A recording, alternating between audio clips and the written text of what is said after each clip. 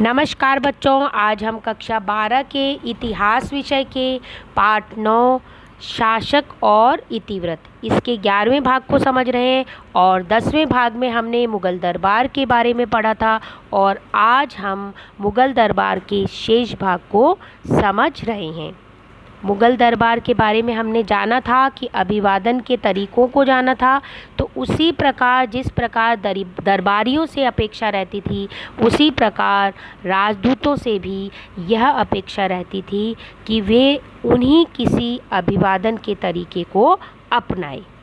मुग़ल बादशाह के समक्ष प्रस्तुत होने वाले राजदूत से यह अपेक्षा की जाती थी कि वह अभिवादन के माननीय रूपों में से कोई एक या तो बहुत झुककर अथवा ज़मीन को चूमकर अथवा फ़ारसी रिवाज के मुताबिक छाती के सामने हाथ बांधकर, इन 3 तरीक़ों में से कोई एक तरीक़े से शासक का अभिवादन करे। जेम्स फर्स्ट के जो राजदूत थे उनका नाम था टॉमस रो। जब वे यूरोपीय रिवाज के अनुसार जहांगीर के सामने केवल झुककर अभिवादन उन्होंने किया और उसके बाद उन्होंने बैठने के लिए कुर्सी का आग्रह किया, तो इस प्रकार दरबारी जो थे, दरबार के सभी लोग अचंभित रह गए, क्योंकि उन्होंने जो है अंग्रेजी रीति रिवाज के अनुसार झुककर अभिवादन किया था और वो अपनी हैट थी उसको हटाते थे और एकदम झुकते थे, तो इस प्रकार अभिवादन करते थे। और मुग़ल दरबार में इस प्रकार अभिवादन नहीं होता था और उसके साथ ही उनके यहाँ कुर्सी मांगने का आग्रह नहीं किया जाता था, लेकिन टॉमस रो ने बैठने के लिए कुर्सी का आग्रह किया। तो इस प्रकार 2 बार सभी दरबारी और शासक अचंभित रह गए। दरबार अपने दिन की जो बादशाह थे वे अपने दिन की शुरुआत सूर्योदय के समय से करते थे और कुछ व्यक्तिगत धार्मिक प्रार्थनाएं करते थे। वे उसके बाद वे पूर्व की ओर मुँह किए एक छोटे छज्जे यानी कि झरोखे में आते थे और उसके नीचे लोगों की भीड़ होती थी और उसमें सैनिक, व्यापारी, शिल्पकार, किसान, बीमार बच्चों के साथ औरतें ये होते थे और ये सभी बादशाह की एक झलक पाने का इंतज़ार करते थे।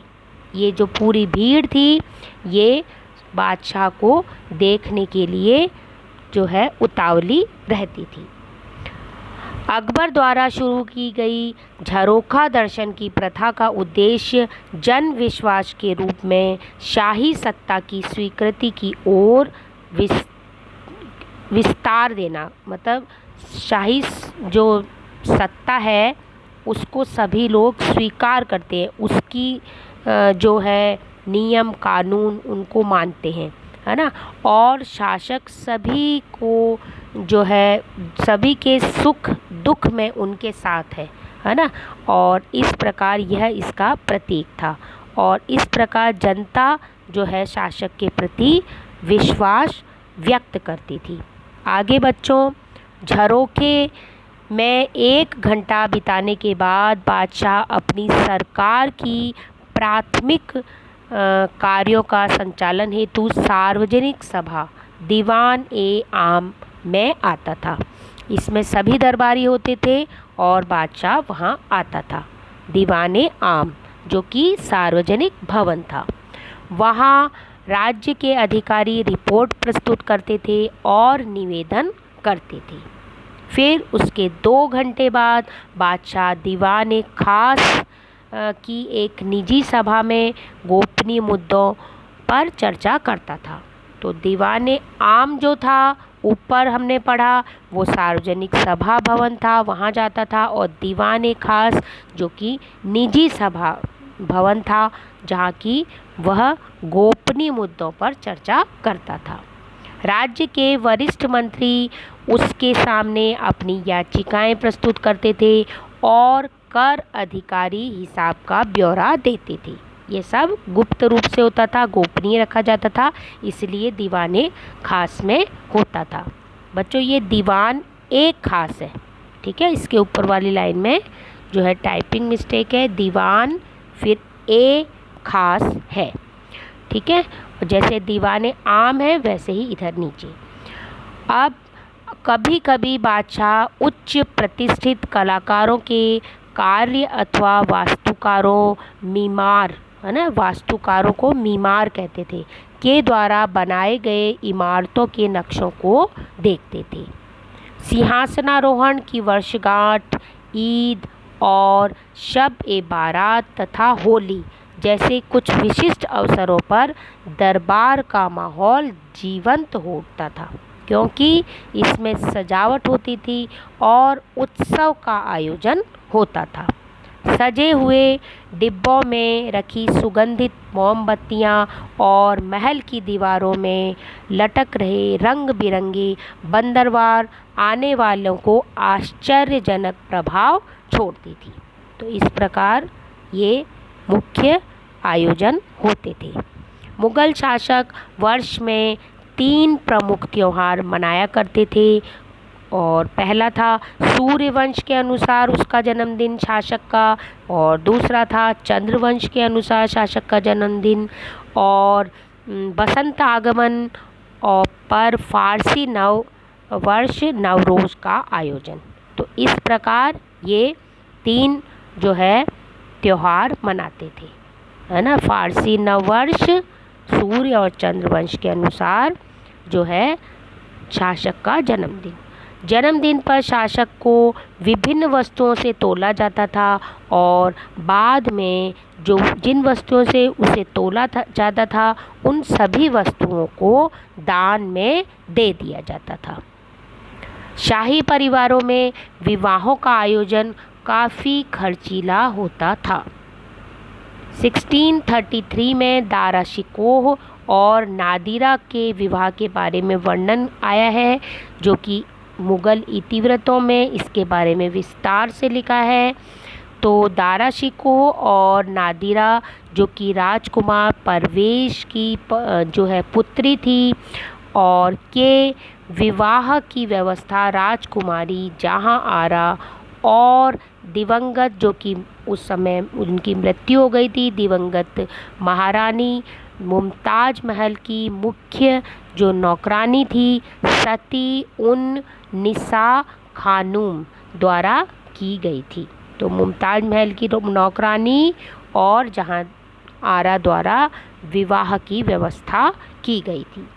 शादी के उपहारों के प्रदर्शन की व्यवस्था दीवान आम में की गई थी। बादशाह तथा हरम की जो स्त्रियां थी वो दोपहर में इन जो उपहारों के का जो प्रदर्शन किया था उसे देखने आए थे। ये लोग जो है दोपहर में आए थे, और शाम के समय अभिजात मतलब धनी वर्ग के लोग यहाँ आए थे। दुल्हन की माँ ने भी इसी तरह उस विशाल कक्ष में उपहारों को सजाया था। शाहजहाँ इन्हें देखने के लिए वहाँ गया था, और हीनाबंदी मतलब मेहंदी लगाना, जो हीनाबंदी मेहंदी लगाने की जो रस्म थी वह दीवाने खास में अदा की गई थी। दरबार में उपस्थित व्यक्तियों के बीच पान, इलायची और मेवे को बांटा गया था। विवाह में कुल 32 लाख रुपए खर्च हुए थे। इसमें से 6 लाख रुपए शाही खजाने में से खर्च हुए थे, और 16 लाख रुपए जहां आरा जो कि मुमताज महल आपको बताया जो कि जिनकी मृत्यु हो चुकी थी, तो मुमताज महल द्वारा आरंभ में अलग से रखे गए रुपयों को मिलाते हुए, जहां आरा के कुछ रुपए थे और मुमताज महल ने जो अलग से रुपए रखे थे विवाह के लिए, उन रुपयों को मिलाकर ये 16 लाख रुपए थे, और शेष दुल्हन की मां ने खर्च किए थे। तो इस प्रकार बच्चों यह भाग समाप्त हुआ। अब हम गृह कार्य देख लेते हैं। मुग़ल दरबार के बारे में आपको विस्तार से अपने शब्दों में लिखना है। इसमें आपको क्या लिखना है, एक सबसे पहले अभिवादन के तरीक़ों के बारे में लिखना है, और फिर जो है शासक की दिनचर्या लिखनी है, वो झरोखा दर्शन वाली विशेष रूप से, और उसके बाद जो है उनके द्वारा मनाए जाने वाले उत्सव, उनके द्वारा मनाए जाने वाले त्योहार और जो शाही खर्च था विवाह के समय में, उसके बारे में आपको अपने शब्दों में लिखना है। तो बच्चों, आज का भाग समाप्त होता है, कल फिर मिलेंगे। धन्यवाद।